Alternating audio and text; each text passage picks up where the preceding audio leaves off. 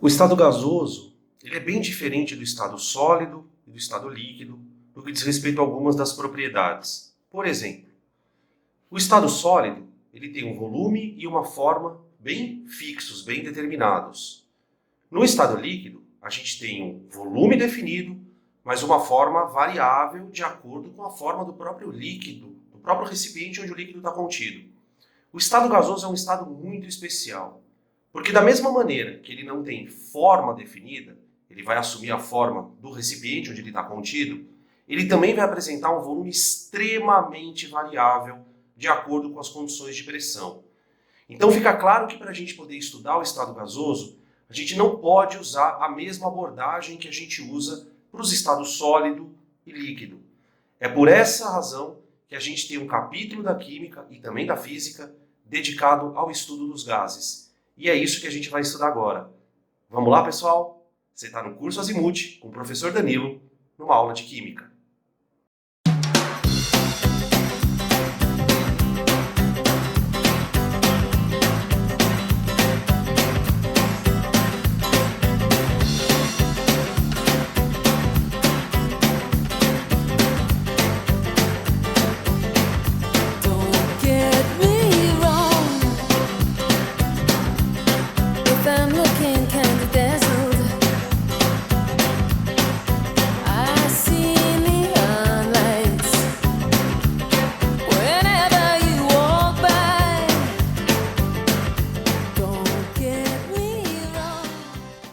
Então vamos lá, pessoal, vamos começar estudando o estado gasoso, trazendo para a gente a compreensão do modelo cinético do gás ideal. Como vários momentos da física, vários momentos da química, a gente acaba pegando um sistema para poder estudar e acaba simplificando ele. Eu gosto sempre de citar o exemplo, que não tem nada a ver com a química, da queda livre. Quando eu estudo queda livre na física, eu assumo a ausência da resistência do ar. Danilo, por que você faz isso? Eu faço isso porque é mais simples. Eu quero estudar apenas a interação entre a Terra e o corpo caindo sem a resistência do ar. A partir do momento que você desconsidera a resistência do ar, no modelo da queda livre, você está admitindo que aquele sistema é um sistema ideal. Com gás não é diferente, tá? Quando você começa a estudar gás, você toma contato com a teoria cinética do gás ideal. A teoria cinética do gás ideal, ela parte da seguinte premissa: toda partícula de gás é uma partícula pontiforme. O que isso quer dizer na prática, Danilo? A partir do momento que você pega uma molécula que tem propriedades, que tem geometria, que tem massa molecular, que tem polaridade, ou seja, que tem propriedades e reduz ela a um ponto, o que você está fazendo é tirando do sistema gasoso qualquer interação de natureza química. Então, a partir desse momento, eu não quero mais saber se a molécula faz ponte de hidrogênio, se ela faz dipolo induzido. A gente já tinha abordado essa questão na aula de forças intermoleculares, quando eu disse para vocês assim, gente, quando uma molécula passa do estado líquido para o estado gasoso, as interações desaparecem. Isso, a bem da verdade, é uma mentira. Mesmo no estado gasoso, mesmo as moléculas estando muito afastadas, existe sim uma interação muito pequena. É tão pequena que eu posso desprezar. E por que isso é importante quando eu estudo gás, Danilo? Olha, a bem da verdade, se você começa a fazer considerações a respeito das interações moleculares, você vai perceber que o teu estudo começa a ganhar variáveis que ficam muito difíceis de você trabalhar matematicamente. Então é muito importante que a gente entenda que essa ideia de pensar em gás ideal, ela é uma ideia que está associada a ensino médio. Quando a gente vai estudar modelo gasoso no ensino superior, para quem vai para a área de engenharia, para a área de química, a gente começa a estudar o gás a partir de um modelo mais próximo do real. Tá? Então, só uma curiosidade, a gente vai estudar muito a equação de Clapeyron na aula de hoje. Só que quando você começa a estudar modelo de gás real, você começa a estudar outras formas de interação. Então, tem uma equação que a gente estuda no ensino superior chamada equação de Van der Waals. A equação de Van der Waals, ela leva em consideração todas as interações que existem entre moléculas. Então, se o gás é polar, se o gás é apolar, se o gás é formado por moléculas orgânicas ou inorgânicas, isso acaba sendo levado em consideração. Pra gente, graças a Deus, a gente vai simplificar pensando num gás ideal. Então, quais são as premissas que eu tenho que adotar quando eu vou estudar um gás ideal? Primeira, eu tenho partículas pontiformes. O que isso quer dizer? Essas partículas têm dimensões desprezíveis. Não interessa mais nenhuma propriedade química a respeito delas. A segunda coisa que eu posso elencar aqui é a ausência de interações moleculares.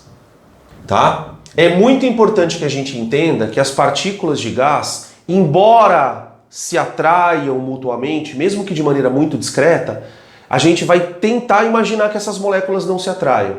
Por quê? Porque isso vai ter uma consequência imediata no conceito de pressão, no conceito de temperatura e no conceito de volume. Quando eu falo que as interações são desprezíveis ou que não existem, toma, senta aqui, a gente vai entender o seguinte: a partícula está sob ação de força zero. Ela não é nem atraída pelo campo gravitacional do planeta. Então, embora a Terra exerça força de atração sobre corpos, as partículas de gás elas são muito pequenas e não interagem nem com a Terra, nem entre si. Daqui a gente tem dois desdobramentos. O primeiro deles é sobre as colisões e o movimento. Então, ó, movimento retilíneo e uniforme. Por quê? Porque a força resultante nas partículas é igual a zero. Para pensar um pouquinho, gente.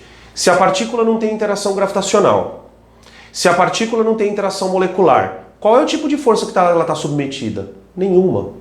Se as partículas estão com força resultante zero, pela lei de Newton, eu tenho um movimento resultante como um movimento retilíneo uniforme. Tranquilo? Então vocês estão percebendo que a gente vai ter uma abordagem para estudar gás que é muito mais física do que química. Então essa aula ela é legal para você entender que o conceito de gás ele vai trazer consequências na prova de química, com uma série de questões mais com enfoque químico, e na prova de física também vai aparecer. Quando a gente for estudar termodinâmica, a gente vai ter que falar um pouco sobre esse modelo de novo, tá? Beleza? Outra coisa importante, Danilo, colisões. Colisões é uma coisa muito interessante da gente abordar. Por quê? Porque colisões entre moléculas e colisões das moléculas com as paredes do recipiente são exatamente o que está acontecendo ali dentro. Se as partículas estão quase que aleatoriamente caminhando, e de fato estão, é óbvio que existem colisões. Essas colisões, elas são de natureza perfeitamente elástica. Vou colocar aqui, ó, perfeitamente elásticas. Sabe o que isso quer dizer? Não há perda de energia entre as colisões. Uma vez que a molécula bate na parede do recipiente ou colide com uma outra molécula, essas moléculas vão trocar a quantidade de movimento. A gente vai falar sobre isso lá na aula de física. Mas o mais importante, essas colisões não dissipam energia. Porque se você imaginar, olha o problema que você cria se você quer considerar o gás como um gás real. Se você considera que cada vez que uma colisão ocorra, essa colisão dissipa energia, numa situação limite, a longo prazo, essas moléculas vão colidindo, vão perdendo energia até que elas param de se movimentar. Percebe que o modelo se torna muito mais complexo? Então é aquela velha história, olha, para não feder, vamos simplificar. É mais ou menos isso que a coisa vai, o desenrolar da coisa. Tranquilo? Então basicamente isso aqui é o que eu vamos chamar de resumo, né, da teoria cinética do gás ideal. Tranquilo? Quando eu quero estudar um gás, eu tenho um problema. E aí a gente entra já no item 2. Qual é o problema? São partículas microscópicas. Essas partículas têm velocidade, essas partículas colidem e ao colidirem se chocam com uma força. Como é que eu vou estudar esse tipo de parâmetro, velocidade, força, numa partícula que tem dimensão atômica ou que tem dimensão molecular? Eu preciso criar propriedades macroscópicas, propriedades que eu consiga mensurar para conseguir entender qual é a situação do gás. Então é muito interessante que a gente comece falando da palavra estado, né? Você fala assim, estado, Danilo, qual é o estado de um gás? Ele é o estado gasoso. Peraí, vamos parar para pensar. É claro que ele é o estado gasoso se ele é gás. Quando eu falo em estado de um gás, eu não estou falando do estado físico, eu estou falando das condições desse gás. Como é que ele está? As partículas estão agitadas? Estão menos agitadas? Estão colidindo com muita força ou com pouca força? Qual é o espaço que esse gás ocupa? Então entendam que para eu averiguar o estado ou as condições do gás, eu vou ter que fazer medidas. E essas medidas eu vou chamar de variáveis. São as 3 famosas variáveis de estado: pressão, volume e temperatura. A gente vai começar então a descrever uma por uma, tudo bem? Vamos começar com a mais simples. Vamos falar de volume. Volume. O volume é uma propriedade gasosa, que na verdade não é gasosa, é uma propriedade de qualquer material, né? Toda matéria possui volume. Só que o volume do gás é extremamente variável. Eu consigo aumentar ou diminuir o volume de um gás com extrema plasticidade. Agora, o que é volume, Danilo? Ora, volume é o espaço que aquele corpo ocupa. O problema é que se você considera que os gases não têm interações moleculares, significa que não existe nada que atraia as moléculas. Isso dá para as moléculas uma liberdade fora do normal. Então eu vou imaginar com que o volume de um gás é sempre o volume do recipiente onde ele está. Vamos escrever isso aqui. Um gás ocupa sempre todo o volume do recipiente onde está contido. Como as moléculas não têm liberdade, não tem nada que as atraia, elas têm absoluta liberdade de movimento. Então, se você pegar um gás que está dentro de uma garrafa de 1 litro, qual é o volume dele? 1 litro. Se eu transfiro esse gás para uma garrafa de 10 litros, qual é o volume dele? 10 litros. Você já começa a perceber que provavelmente alguma outra variável vai se alterar. Para você pegar um gás de 1 litro e colocar num recipiente de 10 litros, a pressão, por exemplo, vai ser alterada. Tudo bem? Então a gente vai começando a perceber que ao estudar as variáveis, ao descrever as variáveis, eu começo a entender aspectos microscópicos daquela situação, de como as moléculas estão se comportando. Então, moléculas que estão ocupando um volume X estão ali totalmente livres. Se eu abro o gás, a tendência dele é escapar. Esse processo de escape, eu vou chamar de difusão gasosa. Tá? É uma propriedade que os gases têm absurdamente grande. Se eu pego um recipiente e abro, o gás tende a escapar, porque não tem nada que segure eles naquela situação. Tranquilo? Segunda variável que também é tranquila da gente definir é a temperatura.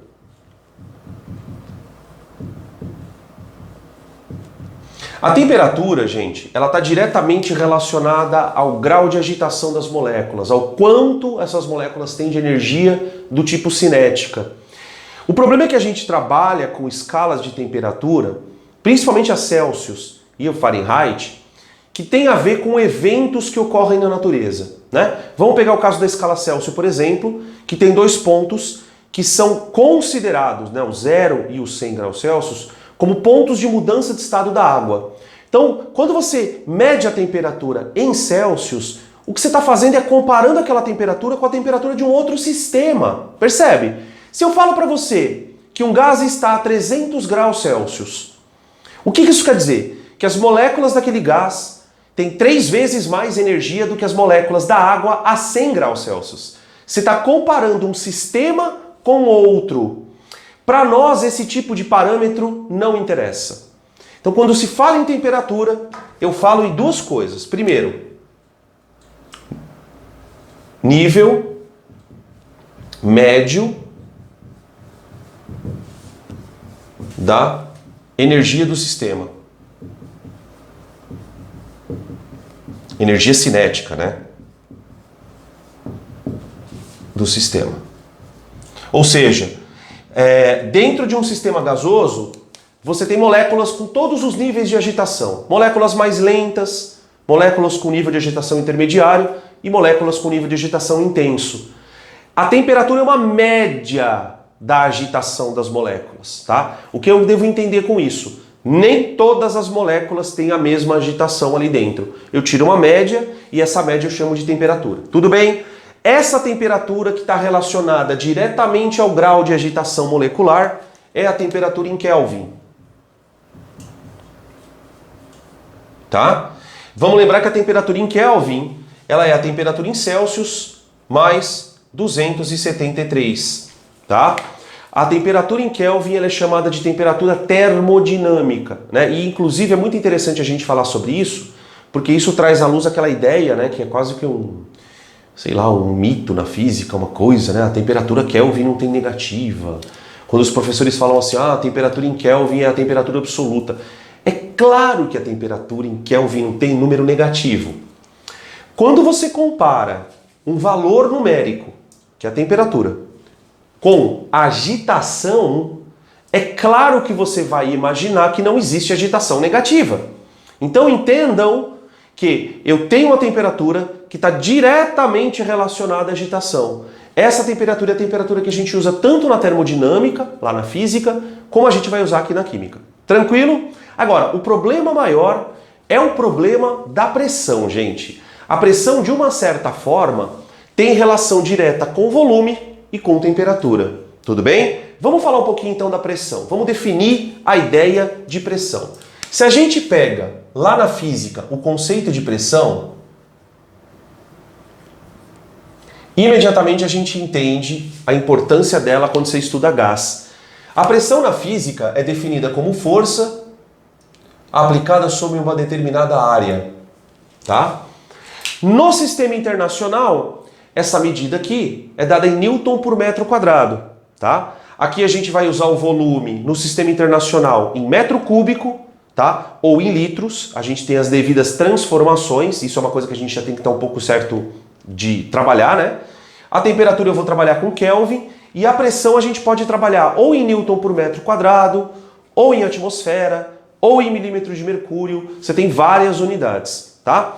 Então para pensar na definição. Se você pegar a definição de pressão, que é força dividido por área, você vai entender o seguinte. No modelo cinético, os gases são formados por partículas que se movimentam. Ao se movimentarem, colidem com as paredes do recipiente. Então se você imaginar, por exemplo, aqui um balãozinho cheio de partículas de gás, essas partículas de gás elas estão constantemente colidindo nas paredes do balão.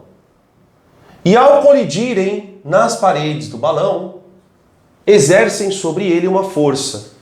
Essa força dividida pela área eu vou chamar de pressão. Tranquilo? O que a gente percebe de maneira empírica, o que eu quero dizer com isso? De maneira experimental, é que uma vez que você altere uma dessas variáveis, pelo menos uma outra vai ser alterada. Eu vou dar um exemplo muito simples. Se eu pego aquele balão e começo a diminuir o volume, imagina que eu comece a apertar o balão. O que eu espero da pressão? Aumento. Se eu pego um gás que está confinado num recipiente de metal e começo a aquecer esse gás, imediatamente a pressão sobe. Então a pressão ela é uma variável muito suscetível ou ao volume do gás, ou à temperatura, ou as duas coisas. Tá? É como se... Não é bem que a pressão seja a mais importante, mas é que a pressão ela é a variável que responde às alterações tanto do volume como da temperatura. Só que tem um problema, e aí a gente vai entrar no item 3. Qual é o problema? Como é que eu relaciono essas variáveis? De que maneira elas se comportam matematicamente? Vamos conversar um pouquinho agora sobre as relações entre variáveis de estado. Então vamos lá, galera. Já coloquei aqui o nosso problema agora, que é relacionar as três variáveis. E aí a gente já começa com um problema bem sério. Por quê? Na nossa matemática do ensino médio, a gente tem um elemento muito famoso chamado função, que foi criado basicamente para que a gente relacione coisas. Então se eu quero relacionar a velocidade de um corpo com um instante, eu uso uma função. Se eu quero relacionar a velocidade de uma reação química com a concentração do reagente, eu uso uma função. Então assim, a gente tem como função o conceito básico para poder estudar a relação entre variáveis. Qual é o nosso problema? No ensino médio. Eu, no ensino médio, só consigo relacionar uma variável com outra. Essa variável relacionada com outra me dá uma função de uma variável. O nosso problema é que o estado de um gás, ele depende de três variáveis. Então, para você interpretar um sistema que varia a partir de três grandezas, você precisaria de um gráfico de três dimensões. E a gente não tem isso na matemática. Aí você fala, bom, pelo menos no ensino médio, né? Quando você vai para o ensino superior, você aprende a trabalhar com funções de várias variáveis e aí isso deixa de ser um problema. No nosso caso, a gente vai contornar de que forma? Eu preciso estudar as relações entre variáveis. Então, no meu exemplo, eu tenho um gráfico que relaciona pressão em atmosfera com volume em litros com temperatura em Kelvin. Então, o meu estado gasoso, ele é dado como uma função de pressão, volume e temperatura. Como é que a gente vai estudar essas três variáveis se eu não tenho esse elemento matemático para isso? A gente vai fazer o seguinte, nós vamos elaborar três leis, né? E essas três leis foram elaboradas cada uma por um químico famoso, por um físico famoso, tá? Então você tem a lei de Boyle, a lei de Charles e a lei de Gay-Lussac, tá? Cada uma delas vai ganhar um nome diferente. Você não precisa se ater muito a esses nomes, lei de Boyle, lei de Charles, lei de Gay-Lussac, tá? Qual é a ideia? A ideia que cada um desses caras fez independentemente foi considerar o estudo de duas variáveis mantendo uma terceira constante. Por exemplo, vamos começar com a lei das isotérmicas. A lei das isotérmicas é uma lei muito especial, por quê? Porque ela vai imaginar um sistema gasoso onde eu tenho um gás com temperatura fixa. Quando o meu gás passa a ter uma temperatura fixa, eu posso estudar de maneira correlativa a pressão e o volume.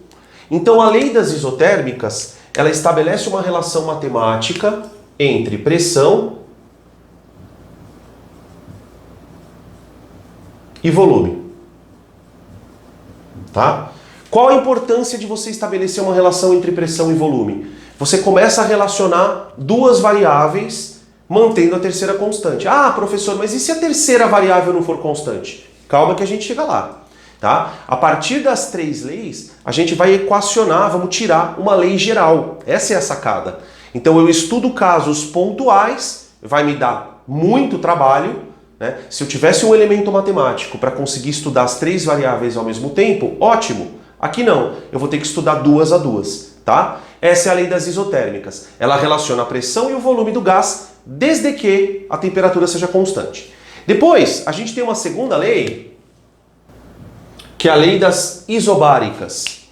As isobáricas, ou processos isobáricos, são processos onde você estuda o volume e a temperatura, desde que a pressão do gás seja mantida constante, tá? Então é um outro casinho específico. Aqui nós vamos relacionar volume e temperatura.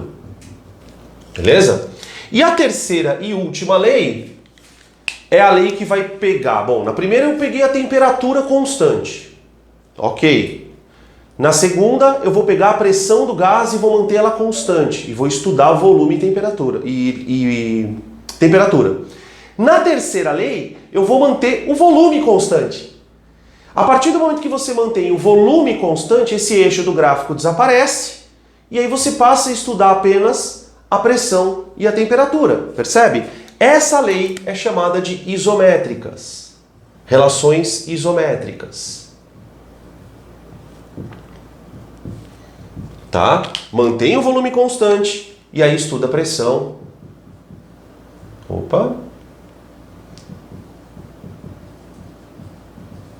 Versus temperatura.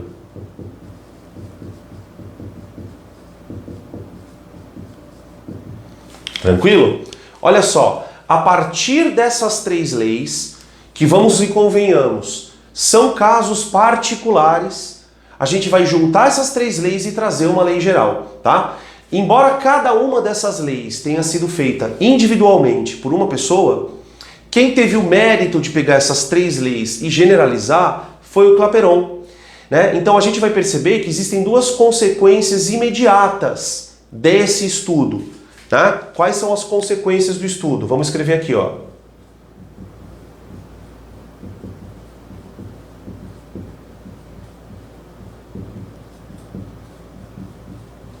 Você tem duas consequências imediatas. A primeira consequência é a equação geral. A equação geral ela vai pegar as três variáveis e colocar no mesmo sistema matemático, tá? E a segunda é a equação de Clapeyron.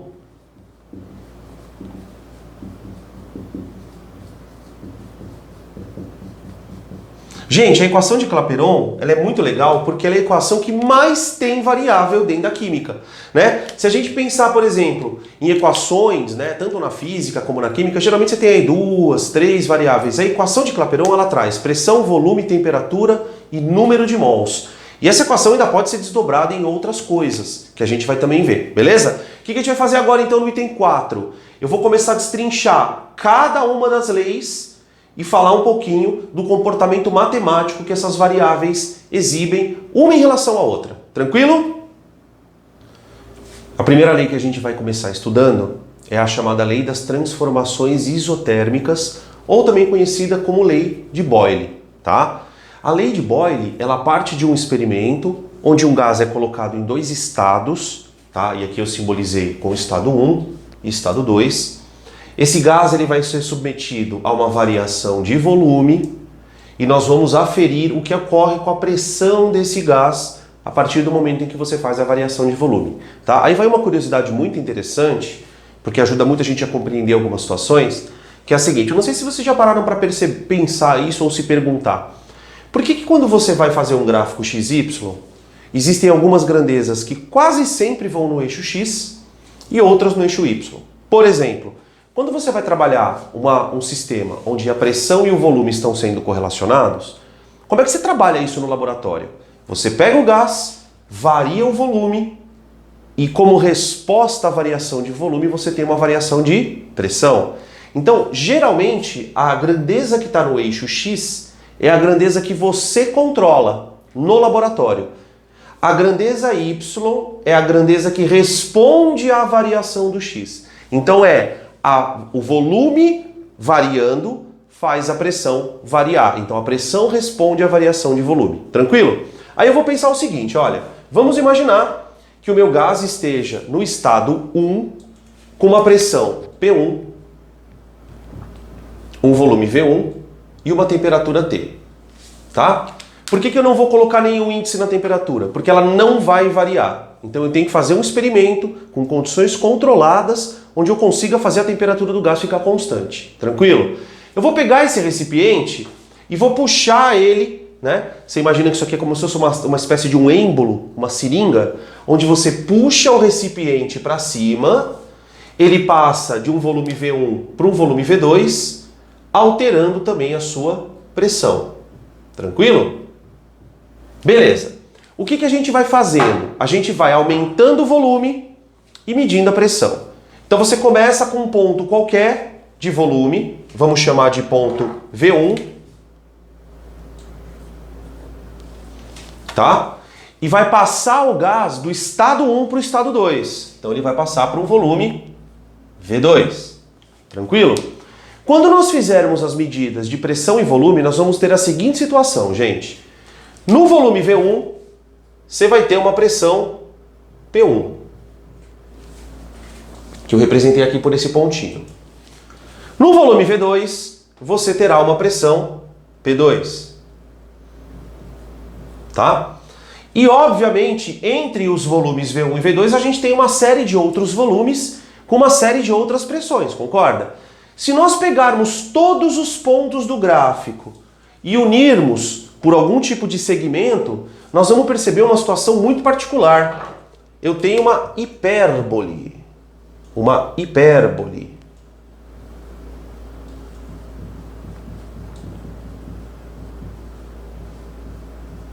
Tá? E aí, uma coisa muito importante, porque aí existe todo um conhecimento pré-adquirido em matemática. As funções que relacionam grandezas dessa forma, como hipérboles, são funções que relacionam grandezas inversamente proporcionais. Tá? É como se eu estivesse dizendo uma coisa do tipo y igual a um número dividido por x. Tá? Presta atenção aqui, ó. Y, que no caso seria a pressão, é um número qualquer dividido por x, onde x seria o volume. Então para pensar que quanto maior for o valor de x, menor será o valor de Y. Essa relação ela é empírica, tá? A gente não tem nem como provar isso matematicamente, porque isso é resultado de um comportamento. O que a gente pode fazer é interpretar, tá? Então eu coloquei aqui 3 itens para a gente fazer algumas reflexões.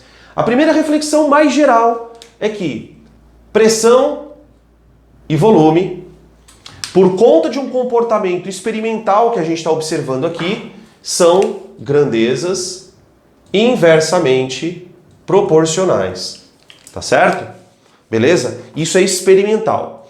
Como é que a matemática interpreta isso? Gente, para pensar um pouquinho. Se y é igual a um número k, que eu chamei de k porque é uma constante, dividido por x, você concorda que se eu multiplicar x vezes y, esse valor da constante, e isso a matemática deixa muito claro. Se duas grandezas são inversamente proporcionais, quando uma dobra, a outra tem que cair à metade. Se isso é verdade, toda vez que você multiplicar essas grandezas, o produto vai dar sempre o mesmo número. Ah, mas que número é esse, Danilo? É a constante. Então eu vou escrever aqui pressão vezes volume igual a uma constante. Tranquilo? Automaticamente você traz aqui uma primeira parte da equação de estado dos gases. Porque para pensar, se a pressão e o volume são constantes, ou seja, P vezes V é constante, você concorda que se eu pegar P1 vezes V1, mas o que é P1 e V1, Danilo? São a pressão e o volume do gás no estado inicial. Concorda? Se eu pegar P1 vezes V1 e pegar P2 vezes V2, né? Ou seja, a pressão e o volume do gás no estado 2, esse valor tem que ser igual. Percebe? Esta curva, matematicamente traduzida, me dá uma relação de grandezas inversamente proporcionais. A gente tem vários exemplos, tanto na física como na química, de grandezas que se comportam de maneira inversamente proporcionais. Por exemplo, concentração e volume na parte de soluções, né? À medida que eu aumento o volume de uma solução, ela fica diluída e a concentração abaixa. Na física, resistência e corrente, um resistor de maior resistência é alimentado por uma bateria, deixa passar menos corrente. Quanto maior a resistência, menor a corrente. Então a gente tem uma série de eventos que a gente estuda para vestibular que podem ser traduzidos através desse tipo de comportamento. Tranquilo? Isso aqui é a primeira parte da lei geral dos gases, que depois foi, vamos dizer assim, formada por Clapeyron, né? A partir dos estudos do Boyle. Tranquilo? O que a gente vai fazer agora? Eu vou trazer para vocês as outras duas leis, a lei de Charles e a lei de Gay-Lussac, para a gente concluir e chegar na equação geral de estado. Na primeira lei, ou a lei de Boyle, a gente percebeu que a pressão e o volume são grandezas inversamente proporcionais. E se você parar para fazer uma reflexão sobre isso, faz todo sentido, né, gente? Pensa comigo. Você está mantendo a temperatura do gás constante, não está? Ou seja, o nível de agitação das moléculas permanece o mesmo. As moléculas têm a mesma velocidade, as moléculas têm a mesma energia cinética. O que vai diferenciar? Agora, quando você aumenta o espaço, as moléculas acabam percorrendo maiores distâncias para poder bater na parede do recipiente. Então, se uma molécula batia 3 vezes por segundo, ela vai passar a bater 2 vezes por segundo, 1 vez por segundo. Você diminui a frequência de colisões, fazendo com que a pressão diminua também. Então percebe que por mais matemática que seja a primeira lei, ela tem uma explicação que pode ser correlacionada com a teoria cinética. Quer dizer, por que quando eu aumento o volume a pressão do gás diminui? Porque se eu aumentar o volume, o gás anda maior distância para bater na parede, então ele bate menos vezes por segundo. Você diminui a frequência de colisões. Com as duas leis, a gente vai tentar fazer uma interpretação macro e uma micro também, tá? A primeira lei, a segunda lei, melhor dizendo, eu vou chamar de lei das transformações isobáricas, ou o que a gente chama de lei de Gay-Lussac. Essa lei é meio tensa, pessoal, pelo seguinte: para você imaginar isso acontecendo, você tem que imaginar o gás confinado numa bexiga, com paredes muito fininhas, de tal maneira que a pressão desse gás seja mantida muito próxima do constante. Essa experiência é muito difícil de você realizar em laboratório, tá? Porque geralmente, quando você aquece ou resfria um gás, por mais móveis que sejam as paredes do recipiente, ele acaba sofrendo uma mudancinha de pressão. Mas a gente tem formas de fazer com que essa variação de pressão seja muito pequena. Então, qual é a história? Vamos imaginar que eu tenho um balão com gás e as moléculas estão ali confinadas na parede do recipiente, batendo, né, na parede do recipiente. Esse gás está no estado 1, ou seja, ele tem uma pressão P, um volume V1 e uma temperatura T1. Percebe que eu não coloquei o índice na pressão, assim como eu não tinha feito aqui, ó, na temperatura, porque a gente está trabalhando com a premissa de que o gás vai sofrer uma mudança e essa mudança vai ocorrer a pressão constante, então por isso transformação isobárica. Aí eu vou pegar esse gás e vou controlar a temperatura dele. Então veja que o meu eixo X está expresso em temperatura em Kelvin. Quando eu aqueço um gás, as moléculas se agitam mais. Como não existe, ou melhor, como existe uma pressão externa que ela é constante, a tendência desse gás é se dilatar, se dilatar, se dilatar, se dilatar. E isso a própria física explica, né? Quando você estuda termologia, na parte de dilatação de sistemas. Você tem dilatação tanto de sólidos, como de líquidos, como de gases. Os gases, eles têm uma dilatação, uma dilatabilidade absurda, gente. É diferente, por exemplo, de um sólido e de um líquido. É muito mais difícil você dilatar um sólido, é muito mais difícil você dilatar um líquido. E isso a aula de forças intermoleculares expressa, né, bem. Por que é tão difícil dilatar um sólido, Danilo? Porque tem interação molecular.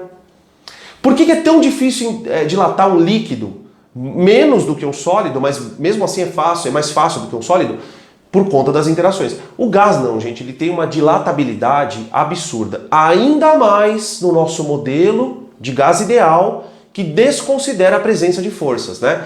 Então o que vai acontecer? Quanto mais eu aumento a temperatura, aqui eu estou colocando uma variação de temperatura ΔT, quanto maior o aumento da temperatura, maior vai ser o volume do recipiente. Então você tem uma pressão, um V2 e um T2, tá? Essas, de novo, né, falando da questão empírica, essa transformação ela é medida e os pontos de temperatura, volume, eles são colocados num gráfico. Então vamos imaginar aqui uma situação em que o meu gás está numa temperatura T1 e ele ocupa um volume V1. Então está aqui o primeiro ponto. Ok? Quando eu aumento a temperatura do gás e passo para uma temperatura do tipo T2, ele passa a se comportar com volume V2. Vamos colocar maior aqui o gráfico? Peraí, não precisa também, né, Danilo? Aqui, deixa volume em litros. Deixa eu trazer a temperatura mais para próximo aqui. T2 e V2. Pronto. Prontinho. Tá aqui. Esses são os dois pontos que representam o estado inicial do gás e o estado final do gás. Se nós unirmos esses e todos os outros pontos que estejam entre T1 e T2, a gente vai ter isso aqui, ó. Opa!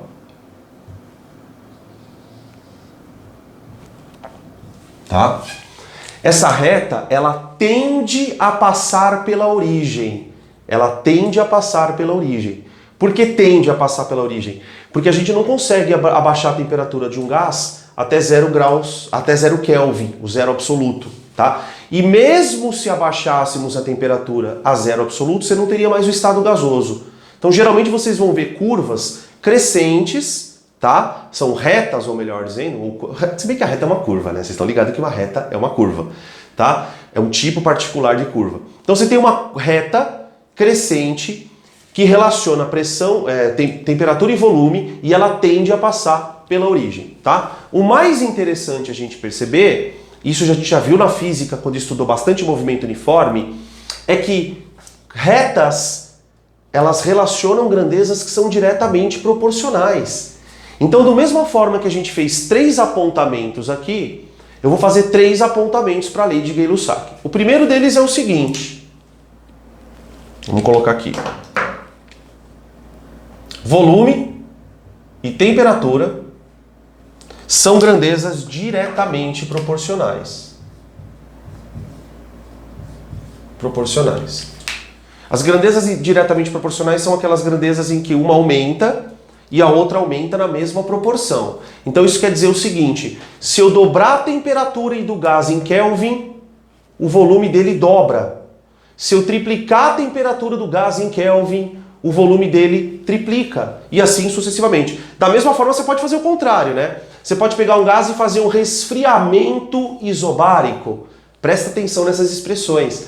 Quando eu faço um resfriamento isobárico, o que eu estou fazendo é isso. Eu estou diminuindo a temperatura do gás. Na medida em que eu diminuo a temperatura do gás, eu reduzo o volume dele na mesma proporção. Tranquilo? No caso das relações inversamente proporcionais, eu tenho que o produto é constante. Aqui não. Nas relações diretamente proporcionais, eu tenho que V sobre T é igual a constante. Para pensar, né, gente?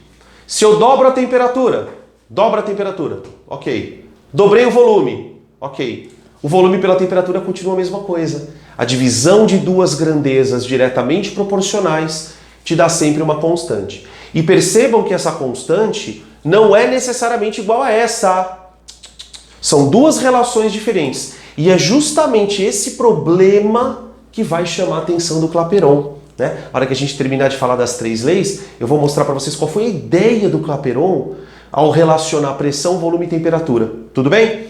Bom, qual a consequência do ponto de vista de fórmula, né? Então, se eu tenho duas grandezas que têm uma relação, divisão, constantes, eu posso dizer o seguinte, ó, se eu pegar V1 dividido por T1, ou seja, pegar o volume do gás no estado 1 e dividir pela temperatura dele no estado 1, e pegar o volume do gás dividido pela temperatura no estado 2, você tem uma relação de igualdade. Isso é a chamada lei das transformações isobáricas, tá? Ou também chamada de lei de Gay-Lussac. Beleza? Então a gente está trabalhando com primeira relação inversamente proporcional, segunda relação diretamente proporcional, e agora a gente vai para a terceira relação. A relação das transformações isométricas ou isovolumétricas, tá? Também conhecida como lei de Charles. Para a gente falar da lei de Charles, vamos imaginar então que o nosso sistema gasoso está agora confinado num recipiente de volume fixo, tipo um botijão de gás. Tá? Tem lá um recipiente metálico, eu tenho meu gás no estado 1, esse gás vai sofrer uma variação de temperatura, que eu vou expressar aqui no eixo do X, tá? E nós vamos observar o que vai acontecer com a pressão. É importante que o recipiente seja metálico para garantir que ele não sofra dilatações durante o processo, tá bom? Então eu tenho meu gás com volume V, com uma pressão P1 e uma temperatura T1, beleza? Vou pegar esse gás, vou aquecê-lo para levar ele para um outro estado, P2, T2, só que o volume é o mesmo. Então eu tenho um par P1, T1 e tenho um par P2, T2. E claro, entre esses processos eu tenho várias temperaturas e vários volumes que esse gás está ocupando. Muito bem, quando eu coloco no gráfico, eu vou perceber um comportamento idêntico ao segundo caso.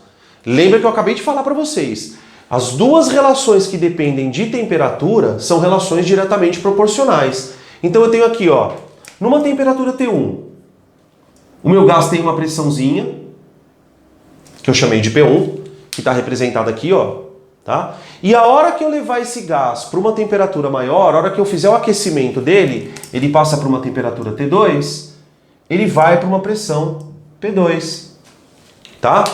Quando eu pego todos os pontos, analiso o comportamento daquele conjunto de transformações, eu observo que de novo você tem uma relação diretamente proporcional, tá? Conforme a gente havia falado, relações que dependem da temperatura, tanto a relação de pressão como a relação de volume são relações diretamente proporcionais. E aí as consequências são as mesmas, né, gente? Vamos lá.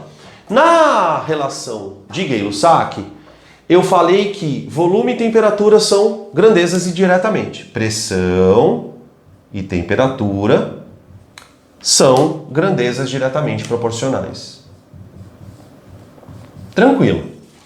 Se são grandezas diretamente proporcionais, quando uma aumenta, a outra aumenta, toda vez que você dividir uma pela outra, você tem uma constante, né? Então, eu posso dizer que pressão sobre temperatura igual a uma constante. Vocês vejam uma coisa muito importante, que a gente pode relacionar também com a física, que quando você trabalha com um gráfico onde duas grandezas se relacionam a partir de uma reta, a divisão entre elas é o coeficiente angular da reta. Agora, para pensar um pouquinho, gente. Se é uma reta, você concorda que em qualquer ponto que você pegue dela, ela tem sempre a mesma inclinação? Então faz todo sentido você ter grandezas diretamente proporcionais, né? O gráfico sendo uma reta e tendo, portanto, um coeficiente angular constante, né? Se eu pego lá na física, o gráfico de deslocamento por tempo, eu tenho velocidade, né? Se for uma reta, o coeficiente angular é a velocidade, isso para o movimento uniforme. Tranquilo? Bom, e aí a relação matemática, que a gente considera como, vamos dizer assim, chamada terceira lei dos gases, que é a lei das transformações isométricas. Então você tem que P1 dividido por T1 igual a P2 dividido por T2. Tá bom? Lembrando sempre uma coisa. No caso dessas duas leis, que dependem da temperatura, a temperatura precisa ser em Kelvin. Não é necessária que a pressão esteja em Newton por metro quadrado, ela pode estar em ATM. Não é necessário que o volume esteja em metro cúbico, ele pode estar em litro. O problema não são essas outras unidades. O problema é a temperatura, tá? Precisa ser em Kelvin. Então, muitas vezes os exercícios, na hora da gente aplicar as fórmulas, ele acaba dando a temperatura em Celsius, então fique atento a isso. Tudo bem? Beleza? Então essas são as três leis particulares, tá? Agora é o momento da gente parar e fazer a seguinte reflexão. Pera aí, Danilo. Então quer dizer que se um gás sofreu uma transformação isotérmica, eu uso Boyle? Sim. Se o gás sofreu uma transformação isobárica, eu uso Gay-Lussac? Sim. Se um gás sofreu uma transformação isométrica, eu uso Charles? Sim. Tá, e se o gás sofreu uma transformação onde nenhuma das variáveis fica constante? Essa foi a pergunta que o Clapeyron tentou responder. Na verdade, ele tentou fazer uma reflexão não diretamente sobre isso. Ele tentou olhar para essas fórmulas, e aí é que está, não sei se a beleza da ciência, né? O Clapeyron não conhecia os três, não trabalhava com os três diretamente, mas por acaso do destino ele leu o trabalho dos três. Quando ele leu o trabalho dos três, o que chamou a atenção dele é que todos eles faziam referência a essa constante. Quando o Clapeyron olhou para isso, falou: peraí, mas que constante é essa? Tem alguma coisa estranha nessa história. Então o que ele fez? Ele montou uma sequência de experimentos onde ele pegou as três variáveis e variou na raça para tentar achar essa constante. E aí eu costumo dizer na aula que ele mirou numa coisa e acertou na outra. Porque ao fazer essa relação entre as três variáveis, ele percebeu que ali dentro ele podia inserir uma quarta variável, que é o número de mols. Quando ele insere a questão do número de mols, gente, aí a coisa fica maravilhosa. Então, o nosso próximo passo, que é o item 5, é discutir um pouquinho a equação geral e essa constante que vai dar origem ao PV-NRT. Tranquilo? Então vou apagar a lousa aqui e vamos que vamos. Bom, pessoal, então agora a gente vai fazer o seguinte. A gente vai pegar as três leis, tá, que estão enunciadas de maneira bem resumida. PV constante para isotérmicas, V sobre T constante para trabalhar com pressões, né, as isobáricas, e depois pressão dividido por temperatura constante para volumes constantes. O que o Clapeyron fez? Como eu havia falado para vocês na parte anterior, o Clapeyron pegou essas três leis, olhou para as três e falou: peraí, se todas elas são constantes, mas existe uma relação intrínseca entre elas, eu posso concluir, e aí é uma coisa até certo ponto meio óbvia, a seguinte situação. Conclusão. Se eu pegar a pressão vezes o volume, que é constante, e dividir pela temperatura, veja que P sobre T também é constante e V sobre T também é constante, eu posso concluir que isso aqui é constante. Tá? Essa constante é a constante que a gente vai chamar daqui a pouquinho de R. Tá? Por enquanto vamos deixar como sendo uma constante qualquer. Beleza? O que a gente vai perceber é que essa equação ela é, na verdade, uma generalização desses três casinhos que são particulares, tá certo? E isso aqui traz uma consequência imediata, que é o que a gente vai chamar de equação geral das transformações. Tá? A equação geral das transformações, ela leva em conta justamente aquele problema que eu havia falado para vocês. Tá bom, e se um gás sofre uma transformação onde todas as suas variáveis sofrem algum tipo de mudança? O que o Clapeyron percebeu é que se eu pegar um gás num estado 1, e aí o que eu vou chamar de estado 1? Presta atenção aqui, ó, moçada. Eu vou chamar de estado 1 um gás que está numa condição de pressão P1, volume V1 e temperatura T1. Tá? Eu vou pegar esse gás e fazer uma transformação aleatória.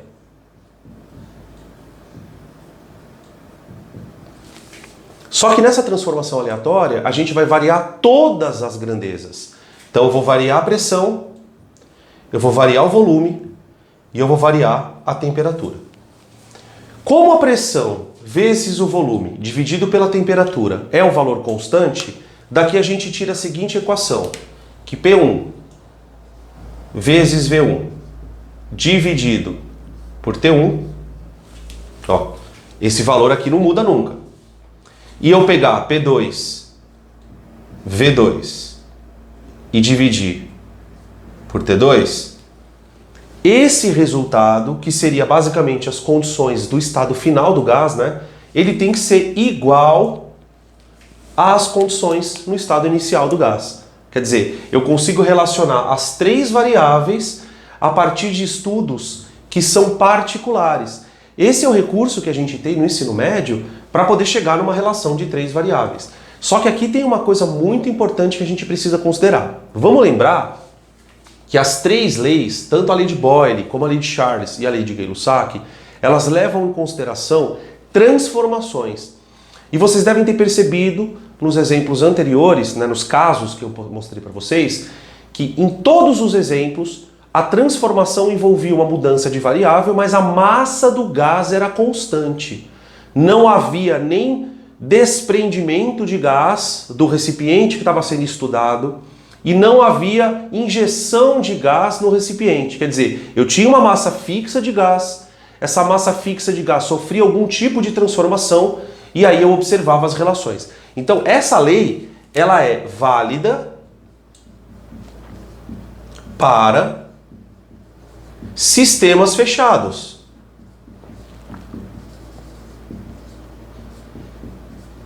Essa é uma situação importante, porque isso aqui vai afetar diretamente na resolução de exercícios.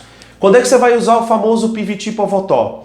Sempre que você tiver um exercício onde o cara faça alguma referência a uma transformação, mas ele deixa claro que o recipiente está fechado ou que a massa do gás não sofre nenhuma mudança. Tá? Quando eu tiver que trabalhar com situações onde eu vá pegar um recipiente, abrir, deixar o gás escapar, ou pegar um recipiente que já tem um gás e injetar uma nova quantidade de gás, isso aqui não vale.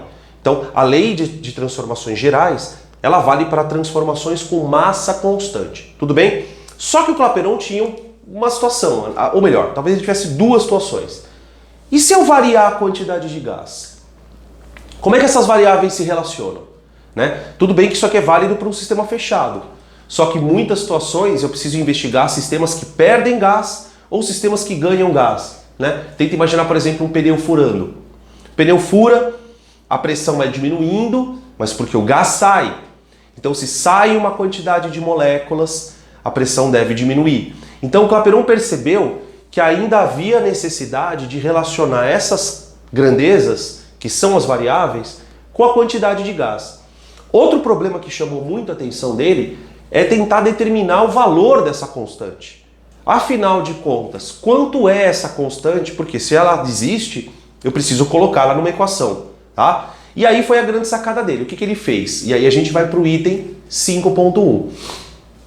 O Clapeyron pensou assim, bom, se essa constante de fato é uma constante, significa que eu posso reproduzir o experimento várias vezes para que eu consiga chegar num cálculo dessa constante. Então qual foi a ideia? Ele pegou vários recipientes, conforme esse que vocês estão observando aqui, tá? Escolheu vários gases, então num recipiente ele colocava hélio, no outro recipiente ele colocava nitrogênio, no outro recipiente ele colocava argônio, e assim ele foi variando os gases. Não só variando os gases, como também variando o número de mols. Então o que ele fez? Ele introduziu, além da pressão, do volume e da temperatura, que são grandezas que são mensuráveis, ele traz uma quarta variável, que é o número de mols. E aí ele chegou numa conclusão surpreendente. Olha o que aconteceu. Vamos imaginar que no primeiro experimento ele tenha colocado um gás numa pressão P1, qualquer, num volume V1 e numa temperatura T1. Tudo bem? Então imagine um recipiente com uma pressão P1, um volume V1 e uma temperatura T1. E aí vamos imaginar que nesse recipiente ele tenha colocado 1 mol de gás. Tá bom? Quando ele pega todas essas situações, então 1 mol de gás ocupando uma pressão P, volume V, temperatura T, ele vai lá e calcula a partir desta equação o valor da constante, ok? Vamos imaginar que essa constante se chame K, tudo bem? Tranquilo. Ah, então para essa quantidade de gás, o valor da minha constante é K. Se a constante de fato é constante, eu devo chegar num valor equivalente nesses outros experimentos. O que ele fez? Ele coloca um recipiente 2 e um recipiente 3, como eu disse para vocês agora há pouco, com gases diferentes, e mais do que isso, ele alterou o número de mols. Quando ele altera o número de mols, ele percebe que de fato essa constante existe. Por quê? Quando ele colocou no primeiro recipiente 1 mol, ao calcular o valor da constante por essa conta, ele chegou num valor que eu chamei de K, certo? Quando ele coloca meio mol de um outro gás, a surpresa dele é que a constante, na verdade, que o valor da conta dá 0,5K. Quer dizer, ele vai perceber que existe sim uma constante, mas que essa constante tem diretamente relação com o número de mols também. No terceiro experimento, quando ele opta por colocar, exemplo, uma quantidade de 3 mols de gás, ele passa a perceber que a constante, o valor daquela conta passa a valer 3K. Então, ao olhar para os resultados das contas e perceber que todos eles tinham um mínimo múltiplo comum, que era K, ele teve a sacada. Ele falou, não, peraí. É verdade que essa constante existe, só que o valor dessa conta não é sempre igual à constante. O valor dessa conta, né, quando ele pega P vezes V dividido por T, ele observa que o valor da constante é sempre multiplicado por um número que tem relação direta com o número de mols do gás.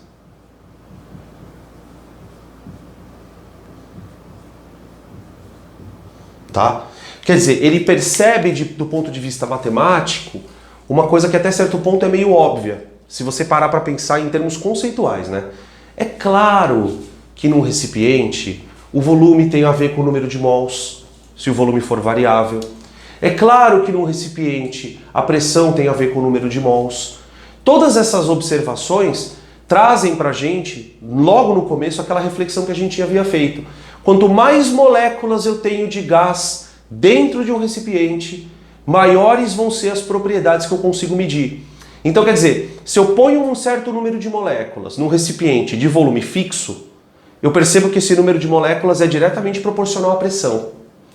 Se eu coloco um número de moléculas de gás num recipiente de volume variável, é claro que o recipiente vai ser tanto maior quanto mais moléculas de gás eu tenho lá dentro. Então ele introduz a quarta variável a partir de simulações que são meramente experimentais.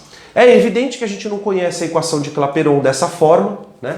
A gente conhece esse K pela letra R, que nós chamamos de constante universal dos gases. tá bom? Que é o famoso R. A gente, por uma questão até de trabalhar didaticamente com os alunos, a gente não trabalha com a equação de Clapeyron dessa forma, né? PV sobre T igual a NR. A gente passa a temperatura multiplicando e aí a gente tem a famosa PV/NRT. Por vocês, nunca rezei tanto. Ó. Tá?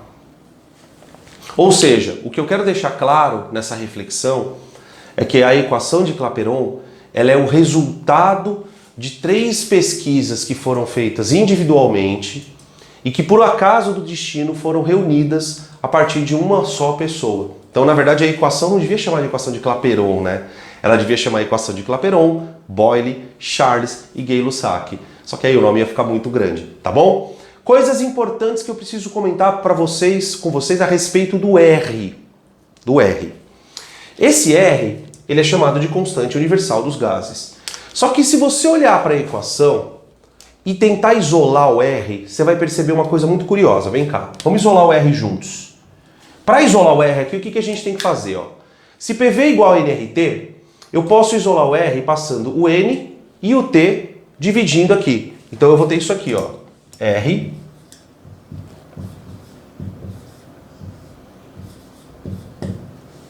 Sim?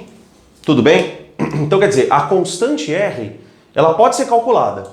Ela não depende só de PV sobre T. Tá vendo? Como o Clapeyron, o Clapeyron inicialmente havia concluído. Ela depende do PV sobre NT. O que isso quer dizer em termos de conta? Pressão pode ser dada em ATM, Newton por metro quadrado, ou então em Pascal, né?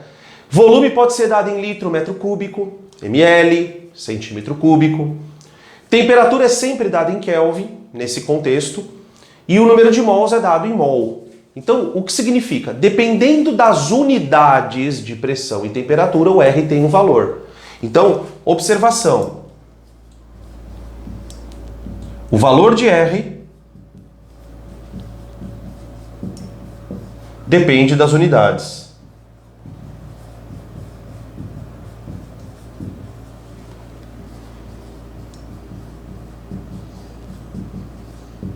Tudo bem? Na química, a gente usa algumas unidades com mais frequência. Então eu vou passar para vocês o valor que a gente usa na química e depois durante as aulas de física, a hora que surgirem outras situações onde a gente precise trabalhar com R, eu mostro para vocês o R no sistema internacional, tá? Eu acho que essas questões de unidades, elas são muito mais interessantes da gente trabalhar nas aulas de exercícios do que eu ficar explicando para vocês. Então, ó, para nós o R ele vai valer 0,082. Só que tem uma restrição, ou melhor, duas. Veja que o R ele tem que trazer uma unidade de pressão, uma unidade de volume, N e T, não é isso? Esse valor 0,082 ele só pode ser usado na equação de Clapeyron se a pressão tiver em ATM, o volume tiver em litros, o número de mols é mol e a temperatura Kelvin. Mol e Kelvin. Tranquilo? Tá? Se você quiser trabalhar com a equação de Clapeyron, só que com a pressão em milímetro de mercúrio, você vai ter que converter. Caso você queira usar esse R. Tá? Tem o R para milímetro de mercúrio, Danilo? Tem. Tem o R para metro cúbico? Tem. Mas eu não, como eu disse para vocês, eu não vou ficar colocando esse tipo de coisa aqui, porque senão a gente perde o intuito da aula teórica. A aula começa a virar uma aula de exercícios, tá? Então é muito importante que se você tiver dúvida nisso aqui, você me pare na aula. Danilo, aquela parte que você falou do R, me dá um exemplo de uma situação em que a pressão está em milímetro de mercúrio e a gente aborda, tá? As aulas teóricas, elas têm um outro propósito, que é deixar vocês mais inteirados do que está acontecendo nos conceitos. Esses detalhes a gente faz nos exercícios. Tranquilo? Belezinha? Então olha só, gente. Resumindo a brincadeira, né?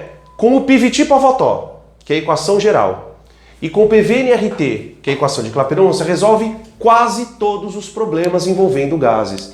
Daqui a gente vai ter uma série de consequências, né? Da equação de Clapeyron a gente pode propor uma equação para densidade de gás, tem um exercício na aula. Da equação de Clapeyron a gente pode deduzir o volume molar, isso eu vou fazer aqui. Tem uma série de desdobramentos. Tranquilo? O que a gente vai fazer a partir de agora, os itens 6, 7, 8, são algumas discussões que podem ser trazidas a partir do momento que você trabalha com a equação de Clapeyron. Tranquilo? Beleza? Então vamos para o item 6, que agora a coisa vai ficar bem legal. No item 6, nós vamos começar a discutir algumas consequências, alguns desdobramentos da equação de Clapeyron.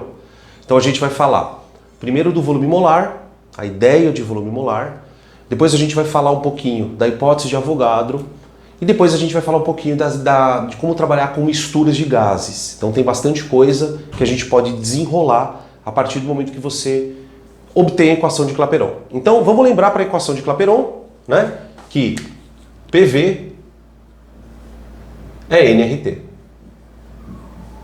Tudo bem? Tranquilo. A primeira coisa que a gente vai definir, então, é uma relação que para o cálculo estequiométrico, que é o nosso próximo assunto, vai ser mega blaster importante. A gente aprendeu anteriormente o conceito de massa molar. O conceito de massa molar é uma massa de referência que equivale à massa de 602 sextilhões daquilo que você quiser. Você pode calcular a massa molar da água, você pode calcular a massa molar da glicose, você pode calcular a massa molar do hidrogênio, enfim.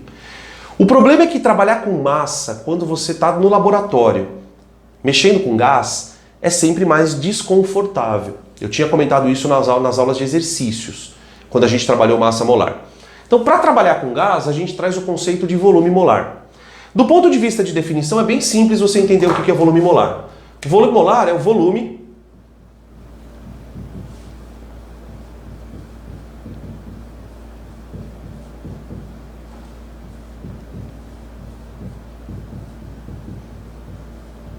é isso aqui, ó. O volume molar é o volume ocupado por 1 mol de um gás. Só que tem um problema. Quando você isola o volume aqui, você vai perceber que o resultado dessa conta depende da temperatura e da pressão. Então, para a gente deixar a definição mais correta, a gente pode escrever que o volume molar é o volume ocupado por 1 mol de gás sob certas condições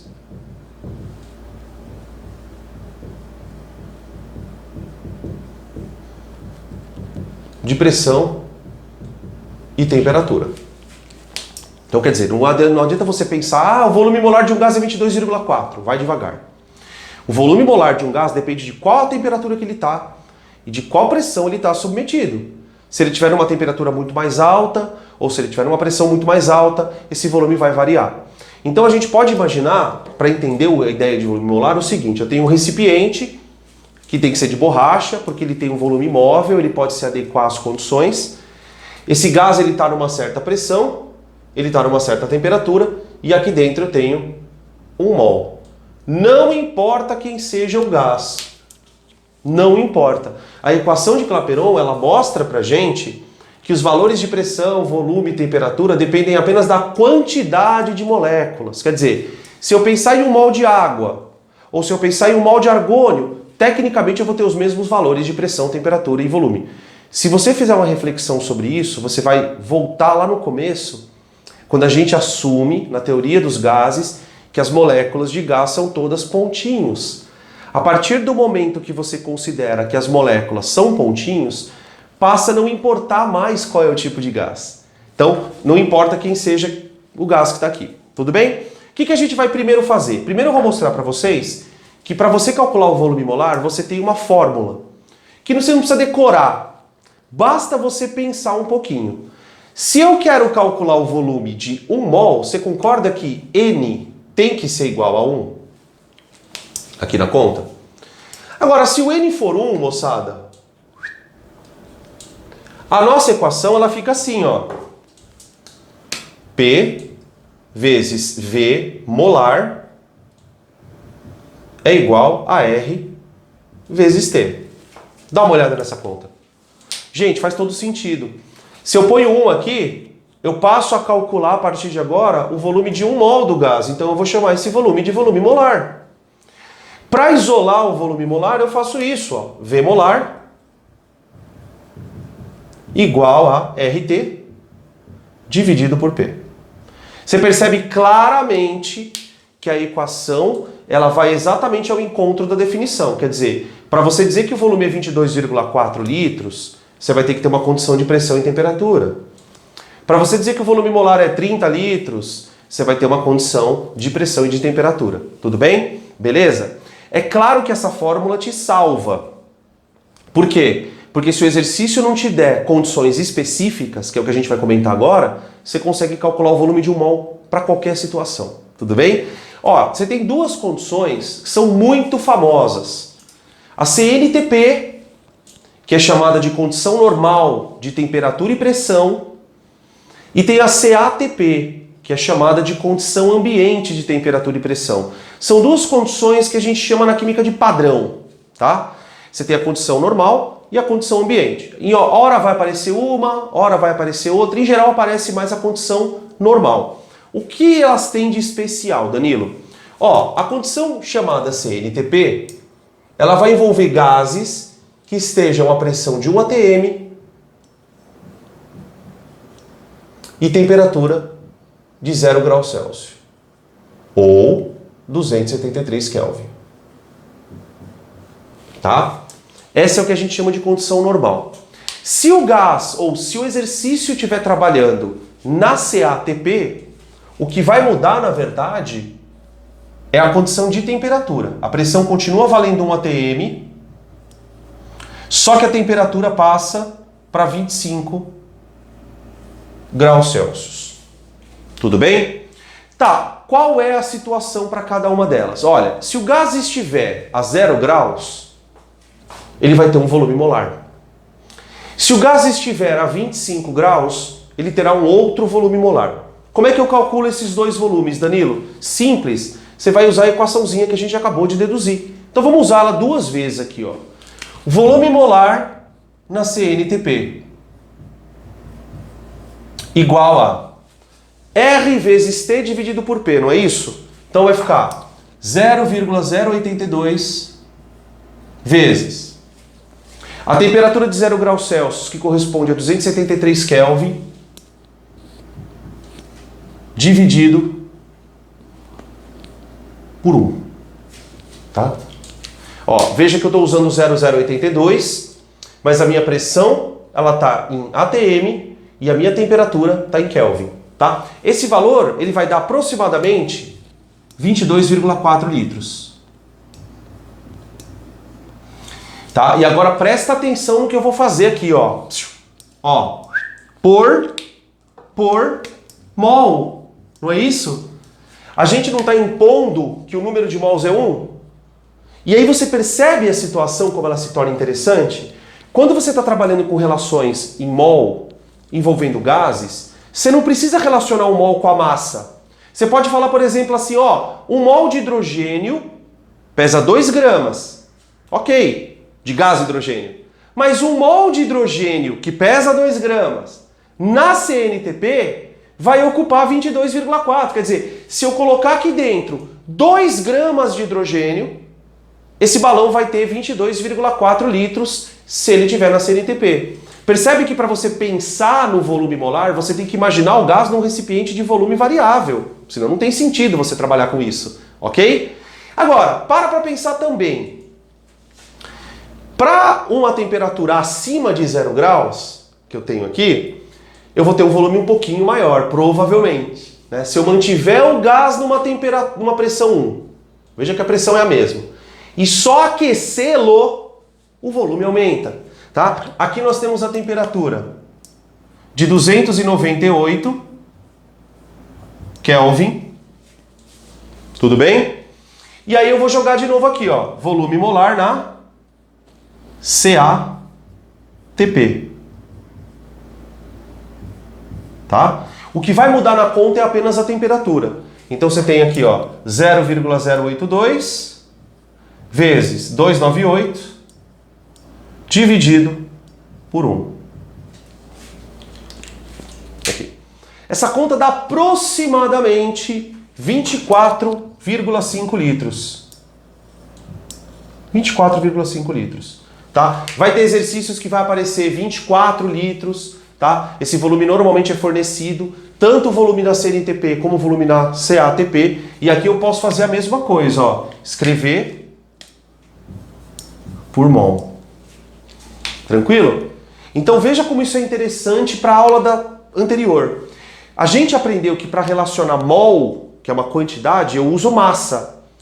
Quando eu trabalho com gás, eu posso relacionar mol com volume. Então eu posso dizer assim, por exemplo, ó, exemplo, 1 mol de CO2 na CNTP, se eu tiver aqui 1 mol de moléculas de CO2 na CNTP, elas vão ocupar 22,4 litros. E a massa disso vale 44 gramas. Professor, de onde você tirou essa massa? Massa molar. Então quer dizer, cada vez que eu acondiciono num balão 44 gramas de gás carbônico, e esse gás carbônico está na CNTP, ele vai ocupar 22,4 litros. Quer dizer, você começa a relacionar espaço com número de moléculas. É muito louco isso. Relacionar massa com número de moléculas já é uma coisa estranha. O que dirá relacionar espaço ocupado? Se eu pegar esse mesmo 1 mol de CO2, só que colocá-lo na CATP, ele vai ter 24,5 litros, pouquinho maior do que os 22,4, porque a temperatura está um pouco maior, mas a massa continua sendo a mesma. Quer dizer, a massa depende do número de moléculas. Óbvio. Então, se você está colocando 1 mol, a massa tem que ser a mesma. O problema é que, como essas substâncias estão no estado gasoso, o tamanho do recipiente vai variar de acordo com as condições desse recipiente, tá? Então, entenda que o volume molar ele não é uma constante constantaça. Ele é uma constante desde que você fixe condições. Que condições, Danilo? Pressão e temperatura. Tudo bem? Tranquilo? Esse é o item 6.1 em que a gente começa a analisar alguns desdobramentos, tá? No item 6.2, que a gente vai começar agora, eu vou falar da hipótese de Avogadro, que é uma coisa muito óbvia, mas a gente precisa falar. Depois que você escuta, depois que você ouve falar da equação de Clapeyron, você fala, não, realmente a hipótese de Avogadro é óbvia. Então vamos lá. E aí depois a gente encerra com as misturas gasosas. No item 6.2 a gente vai analisar a famosa hipótese de Avogadro. Geralmente nos cursinhos presenciais a gente estuda a hipótese de Avogadro junto com o conceito de massa molar. Eu particularmente não gosto de fazer isso porque o aluno não vai entender, ele vai decorar. Quando a gente entra no estudo da equação de Clapeyron, onde fica claro que a pressão, o volume, a temperatura e o número de mols têm uma relação, a compreensão da hipótese de Avogadro ela fica até meio infantil, de tão óbvia que ela é. Para você entender qual a hipótese de Avogadro, que na verdade não é uma hipótese, né? É uma certeza.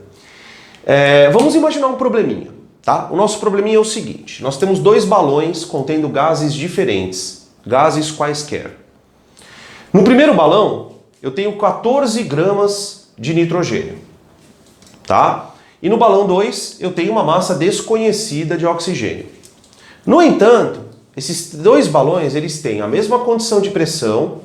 Então a pressão dos gases ali dentro é a mesma. O volume dos gases é o mesmo, então o tamanho dos balões é exatamente o mesmo. E a temperatura também.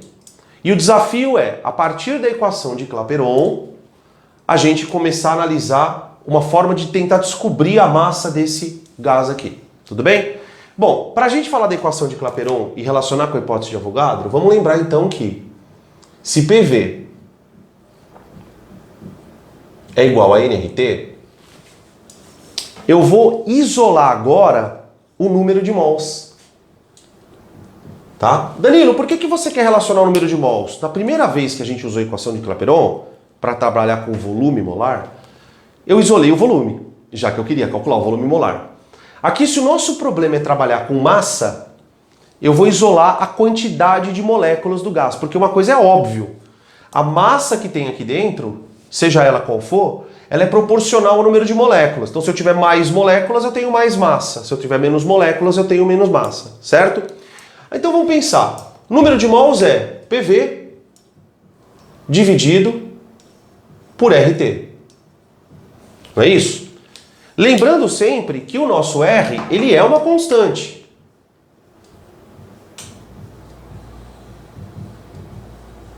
Tá? Não importa qual seja o gás que a gente esteja estudando, esse número de mols, esse R é um valor constante. O que de fato chama a atenção aqui é o seguinte: o número de mols do oxigênio vai depender fundamentalmente dessa situação aqui, ó. Dessa situação, ó. Do resultado dessa conta. Tá certo? Quer dizer, depende da pressão, depende do volume e depende da temperatura, eu tenho um valor. Acontece que no outro balão, o gás que está lá dentro, embora não seja o oxigênio, seja o nitrogênio, ele está com as mesmas condições de pressão, de volume e temperatura. Então vocês concordam comigo que, seja lá qual for o número de mols do oxigênio aqui dentro, o do nitrogênio tem que ser absolutamente igual? Percebem isso? Então vem cá. Eu posso dizer que, como O2 e N2 estão nas mesmas condições,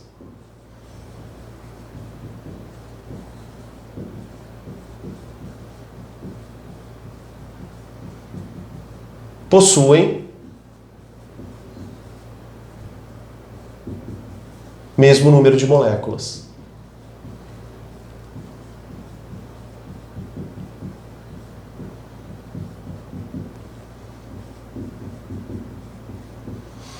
O mais interessante nessa história, gente, é que quando o Avogadro considera isso, ele sequer sabia disso, né? Ele fez essa consideração, e é por isso que é chamado de hipótese de Avogadro, porque na época ele não tinha como provar matematicamente.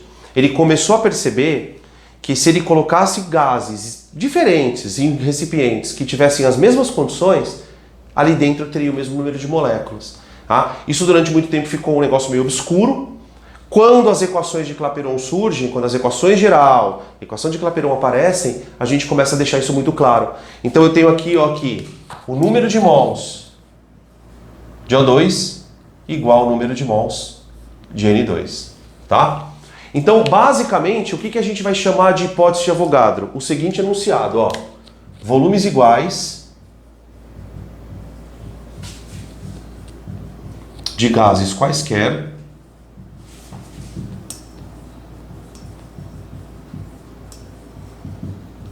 vírgula, desde que submetidos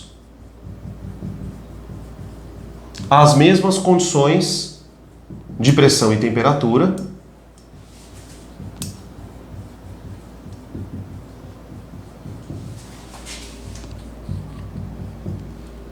encerram o mesmo número de moléculas.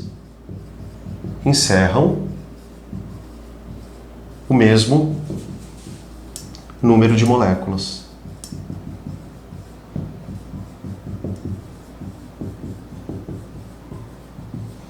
Tá? Ou, em outras palavras, né, sendo mais simples, se os gases tiverem o mesmo PVT, eles terão o mesmo N. É simples. Aí você fala, tá, Danilo, mas como é que eu uso esse princípio ou essa hipótese para poder resolver o nosso problema? Simples. O número de mols de oxigênio não é igual ao número de mols de nitrogênio? Lembra que número de mols é massa sobre massa molar? A gente fez isso na aula de exercício, tá? Então o que eu vou fazer? Eu vou igualar isso aqui, ó. Eu vou dizer que a massa do O2, vou colocar uma setinha aqui, ó, dividida por 32, que é a massa molar do oxigênio, tem que ser igual à massa do nitrogênio. Aqui eu já posso colocar a massa do nitrogênio, né? Porque lá dentro da balança, a gente tinha visto que na suposição que a massa dele é 14 por 28. Você percebe que 14 por 28 dá meio? O que significa? Que aqui dentro deste balão, eu tenho meio mol de moléculas. Tá? Para você colocar ali os 14 gramas, você colocou meio mol. Esse meio mol ocupou o recipiente com volume V numa pressão e numa temperatura específica. Portanto, se esse recipiente está na mesma condição, aqui dentro tem que ter o mesmo número de moléculas. Quer dizer, ele fixa a pressão, o volume e a temperatura e garante que se essas três variáveis estiverem iguais nos dois sistemas, eu terei o mesmo número de moléculas. Então aqui vai dar, ó, 14 por 28, você simplifica aqui dá 1 e aqui dá 2, certo? Passa o 32 para cá, vai dar 16 gramas, que dá exatamente meio mol, né? De oxigênio. Meio mol. Tudo bem? Beleza? Deu para entender como funciona isso, gente? É claro que você tem situações diferentes. Por exemplo, veja só que interessante isso. Imaginem que eu chegue para vocês e diga assim, olha, aqui é PVT. Tudo bem? PVT. E se aqui for 2PVT? Quantos mols tem aqui comparados aos daqui? Se você colocar um 2 aqui, ó, então veja, se eu coloco um 2P aqui, você tem a seguinte situação, ó. N igual a PVT, não é? Aqui, ó, N, um certo número de mols igual a PVT. Aqui, N' igual a 2PVT. Tá vendo? Quer dizer, se eu comparar recipientes com pressões diferentes, eu também consigo chegar a algumas conclusões. Então, por exemplo, ó, se N mols vale PV sobre T, N' vale 2 vezes PVT. Percebe? Quer dizer, a partir do momento que você entende, na hipótese de Avogadro, que dois gases com as mesmas condições têm o mesmo número de mols, isso te permite também controlar ou comparar recipientes em condições diferentes. Você pode relacionar volume, você pode relacionar temperatura, você tem uma série de outras possibilidades que podem surgir em decorrência da hipótese de Avogadro. Por isso que ele é muito importante. A gente usa muito hipótese de Avogadro, gente, em exercícios de cálculo estequiométrico. Quando cai, tá? Não é um assunto que caia muito, mas é bom a gente citar também. Beleza? Tranquilo? Ó, a gente falou de volume molar, a gente falou da hipótese de Avogadro, agora vem a parte mais delicada, que é trabalhar com misturas gasosas, e aí a gente vai trazer o conceito de pressão parcial, que é um conceito super importante, tá bom? Beleza? Então vamos para o item 6.3, galera. Bom, pessoal, a gente está quase encerrando a nossa teoria de gases, tá? Eu vou falar um pouco das misturas, os casos mais especiais. Aqui a gente já está entrando num aprofundamento que é mais válido para quem vai prestar aqueles vestibulares que tem segunda fase, a FUVEST, a Unicamp. Os vestibulares da Unesp gostam de trabalhar com misturas gasosas e tem alguns exercícios na listinha ali que você vai ter que quebrar a cabeça também para trabalhar com esse conceito. Na verdade, quando a gente trabalha com misturas gasosas, você tem algumas coisas que são iguais, você trabalhar com equação de Clapeyron, calcular pressão, mas tem alguns conceitos que surgem que são um pouco diferentes. Eu queria falar um pouquinho sobre pressão parcial. Então, na verdade, eu coloquei o item 6.3 para a gente poder criar uma situação para definir pressão parcial, porque isso aparece demais em vestibular, tá? Tem um outro conceito que eu não vou citar aqui, se vocês quiserem a gente fala na aula de exercícios, que é o conceito de volume parcial, tá? Então, se te interessar esse conceito, quiser que eu fale sobre volume parcial, você me interpela na aula e aí a gente fala um pouquinho sobre isso, tá bom? Bom, para a gente entender a ideia de mistura, vamos imaginar uma situação assim, ó. Eu tenho um recipiente fechado de volume fixo, tá? Vamos imaginar que o volume desse recipiente seja de 10 litros, tá? E aí eu já começo fazendo uma observação. Lá dentro eu tenho dois gases. Eu tenho 4 mols de nitrogênio e 6 mols de oxigênio, tá? Como os gases constituem uma mistura homogênea, é muito importante que você entenda que se eu te perguntar assim, qual é o volume que o nitrogênio ocupa? Ah, o volume que o nitrogênio ocupa é 10 litros. Todas as moléculas de nitrogênio estão espalhadas ali dentro do recipiente. Mas se eu te perguntar, qual é o volume do oxigênio, Danilo? Ah, o volume do oxigênio também são 10 litros. A mistura inteira, por ser homogênea, faz com que todos os gases ocupem todo o volume. Então, o volume de 10 litros é ocupado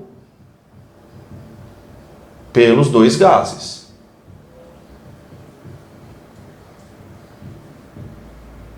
Tá? Essa é a primeira questão que a gente precisa definir. A segunda questão que eu preciso contar para vocês é o conceito de fração molar.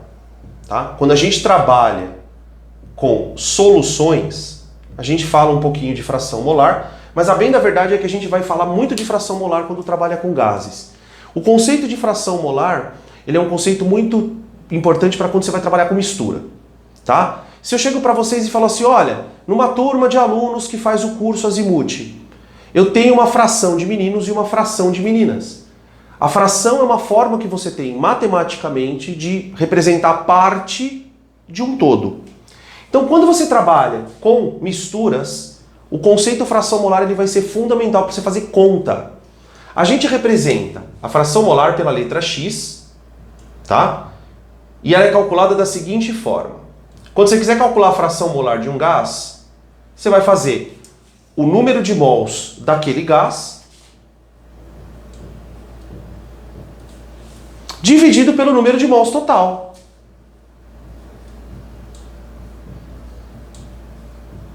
Tá? Então eu posso dizer assim, né? Olhando para a minha mistura, olha, eu tenho 4 mols de nitrogênio de um total de 10 e tenho 6 mols de oxigênio de um total de 10. Então eu posso escrever assim, ó, portanto, X do oxigênio é 0,4. Tá? X do nitrogênio igual a 0,6. Tranquilo? Ou seja, a gente está falando de uma espécie de porcentagem da mistura, em mols, né? Eu posso calcular a porcentagem em massa, ou eu posso calcular a porcentagem em mols. Nesse nosso contexto, a gente precisa expressar a porcentagem em mols, justamente porque isso aqui vai entrar na equação de Clapeyron. Então, ó, primeiro aviso, tá? Trabalhar com mistura.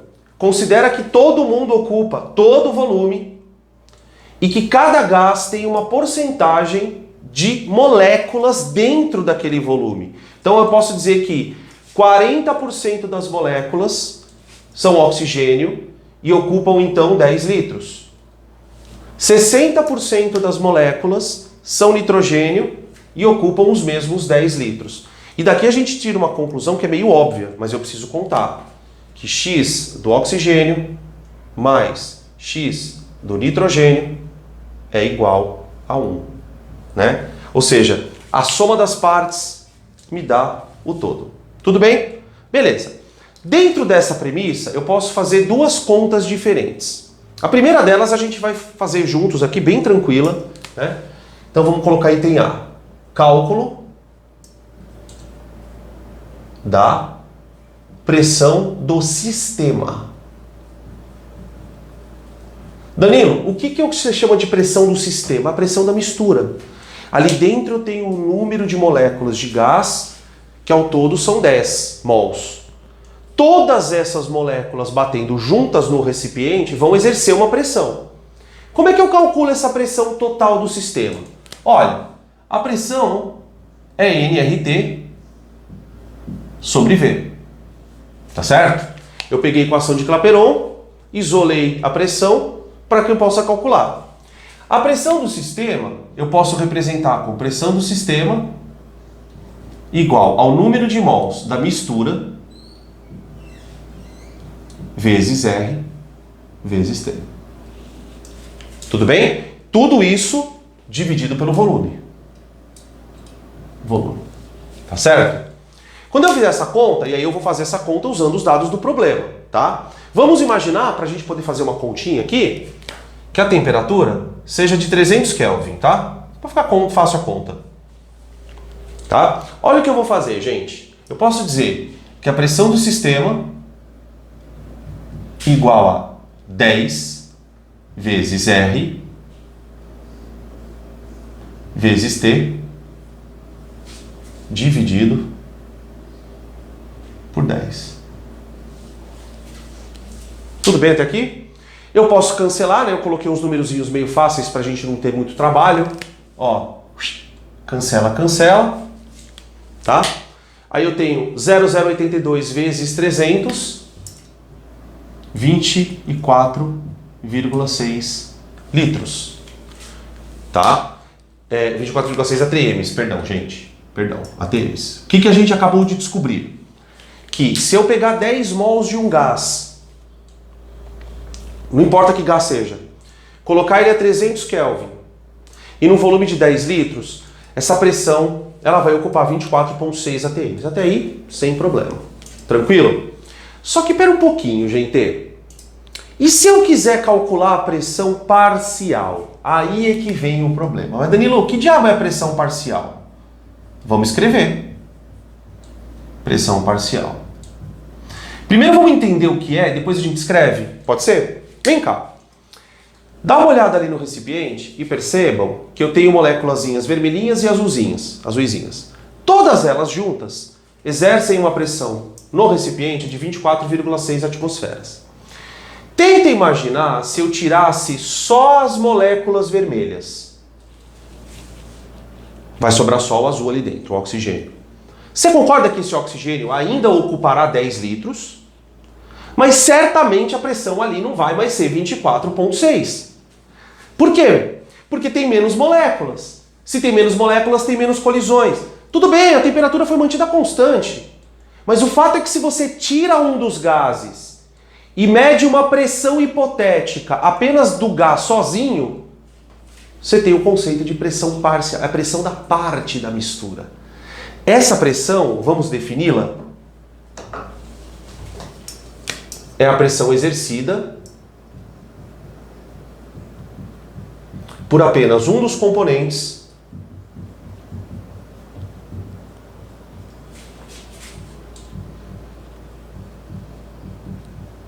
da mistura, nas condições da mistura.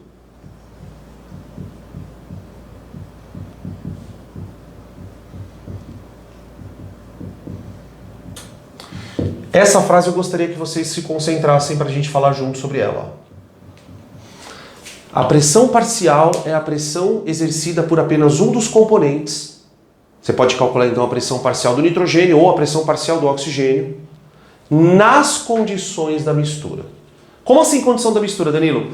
Para você calcular a pressão do gás, sozinho, ele tem que estar no mesmo volume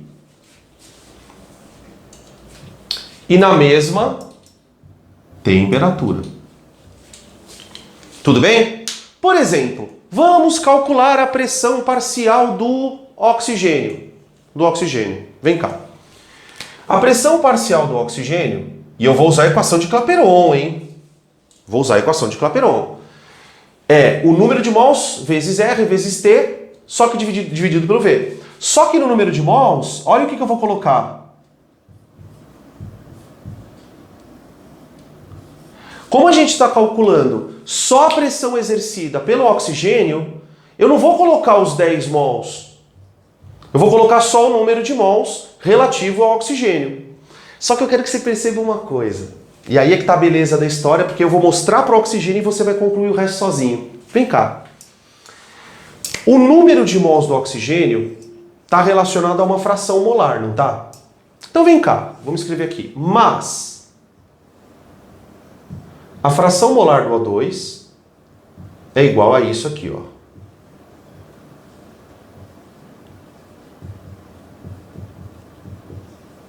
Vem cá, vem junto comigo aqui.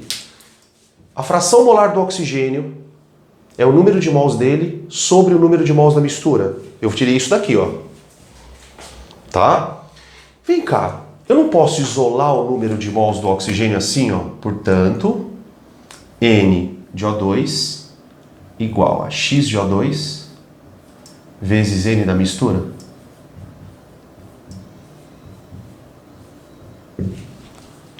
Por que eu estou fazendo isso? O que vocês acham? Divinha. Eu vou pegar esse número de mols de oxigênio e jogar aqui, ó. Puf! E aí a minha conta vai ficar assim, ó.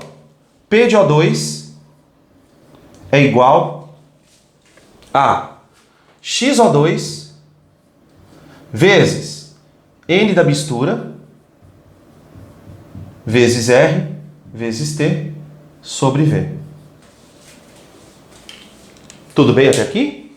Ó, peguei isso e substituí aqui, ó. X vezes N na mistura. Por que eu coloquei o X aqui fora? Para você perceber rapidamente uma coisa. Olha para esta parte da conta, gente. Olha para isso aqui. Quanto vale isso aqui? Isso não é a pressão do sistema inteiro? Ou seja, eu chego aqui numa equação muito, muito importante para a mistura gasosa. Eu acabei de provar que a pressão do oxigênio ela é a fração molar dele vezes a pressão total.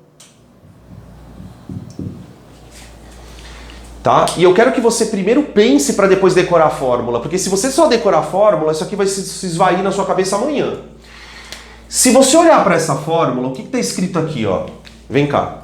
Que a pressão de um gás sozinho é proporcional à porcentagem do gás dentro do sistema. Quer dizer, se eu tenho uma pressão de 24,6 atmosferas, que é decorrente de 10 mols, e eu resolvo calcular a pressão apenas do oxigênio, eu penso, bom, o oxigênio tem em número de moléculas 60% do valor de quantidade de moléculas.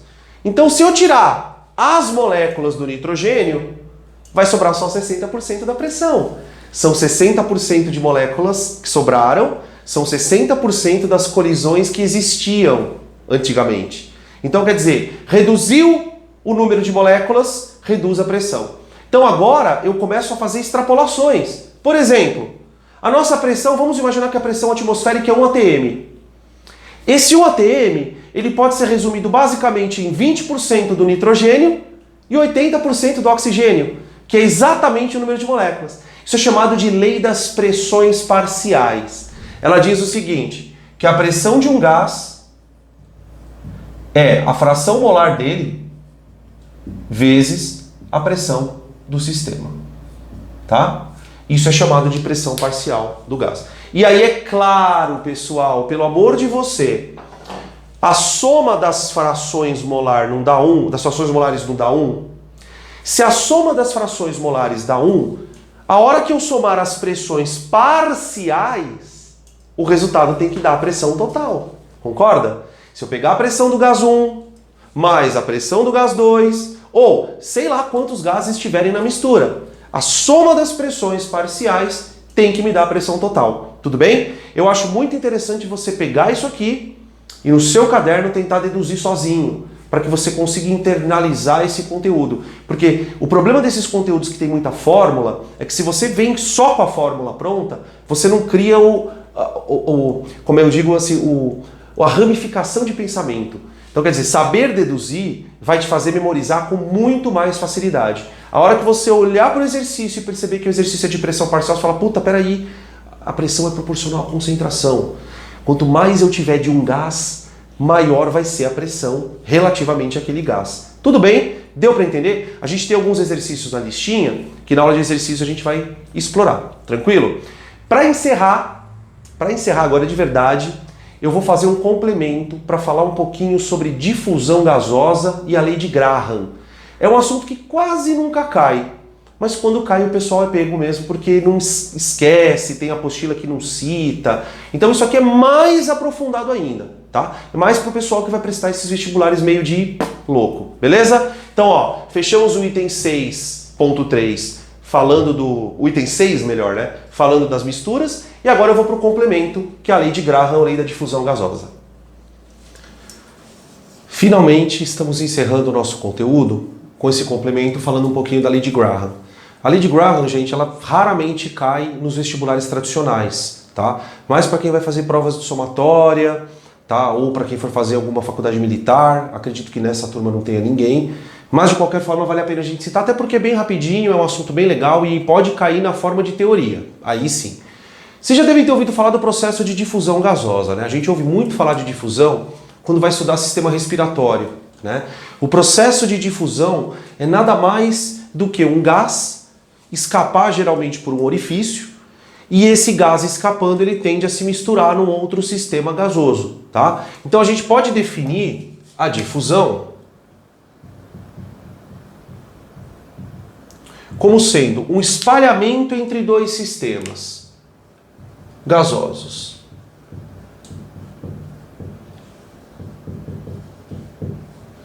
Entre dois sistemas gasosos. Tá? Geralmente, um gás escapa para um outro ambiente por meio de um orifício. Esse escape do orifício, propriamente dito, é chamado de efusão, tá? O conceito de efusão é o escape pelo orifício, por pequenos orifícios. Tá? A efusão, ela explica, por exemplo, um episódio muito comum que vocês devem lembrar. Peraí, pequenos orifícios. Vocês devem lembrar, né? De quando a gente compra, a gente vai numa festa de aniversário, pega um balão, traz para casa, a gente acontece quando a gente é criança, né? No dia seguinte o balão tá murcho, né? Esse processo do balão vazar é porque o próprio gás escapa pelas microporos do látex, por incrível que pareça. O que o Graham fez, na verdade, foi um estudo muito experimental também, que fala sobre a velocidade da efusão e da difusão, tá? Quer dizer, tanto a difusão como a efusão são processos de fugacidade do gás, né? O gás, ele tem essa fugacidade muito grande, é diferente de um líquido. Se você abre um recipiente contendo um líquido, ele escapa, mas por evaporação. E demora para fazer isso, né? O gás não. Se eu abro um recipiente contendo um gás, o gás simplesmente escapa. O estudo do Graham, ele fala basicamente de que fatores afetam a velocidade de escape do gás, tá? Então, o estudo de Graham, ele estuda os fatores que afetam a difusão e a efusão.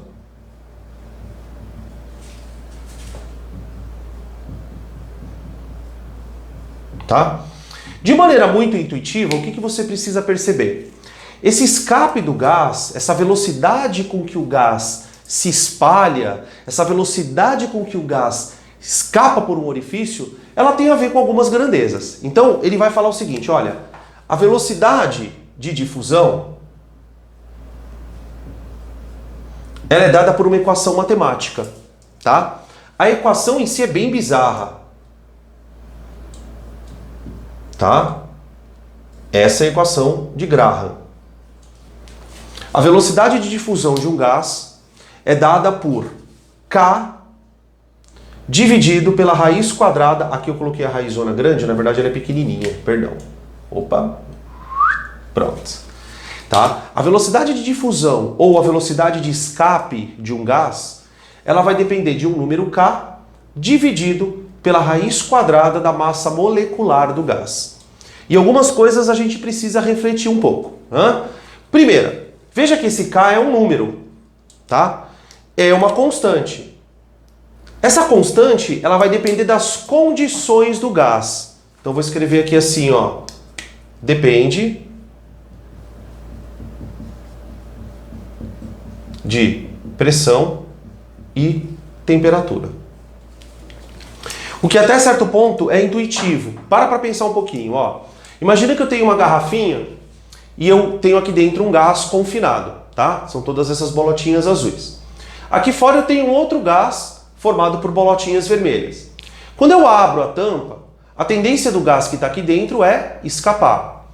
Esse escape vai depender do quão grande é a pressão do gás e o quão grande é a temperatura do gás. Então, de maneira geral, quanto maiores forem as pressões e a pressão e a temperatura do gás, maior vai ser o K. Então pensa comigo assim, se a pressão e a temperatura são altas, o K vai ser um valor alto, e se o K é um valor alto, a velocidade de difusão é alta também.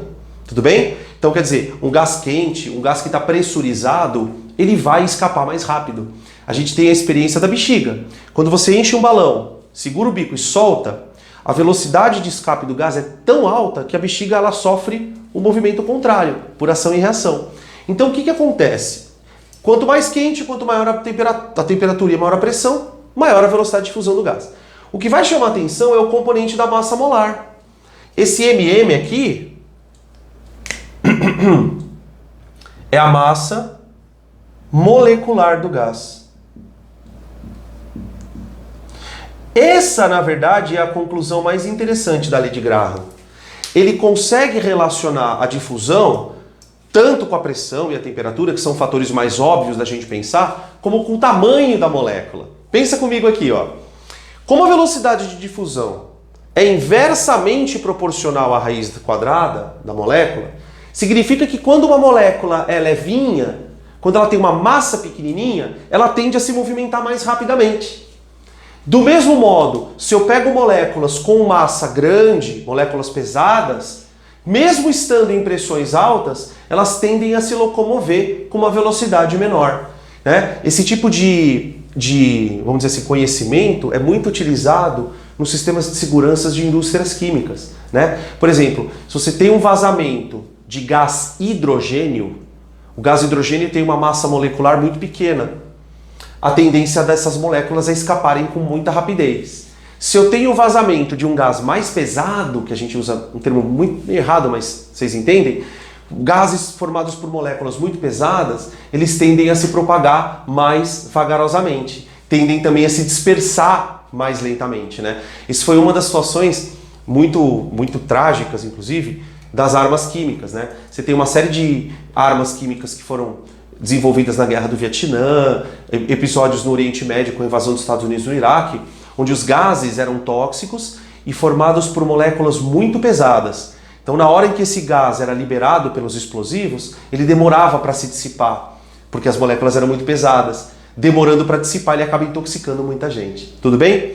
Geralmente, quando cai a lei de Graham, as questões elas são meio estranhas. Eu vou mostrar para vocês uma aplicação direta da lei de Graham. Tá? É um experimento que a gente chama de anel de sal.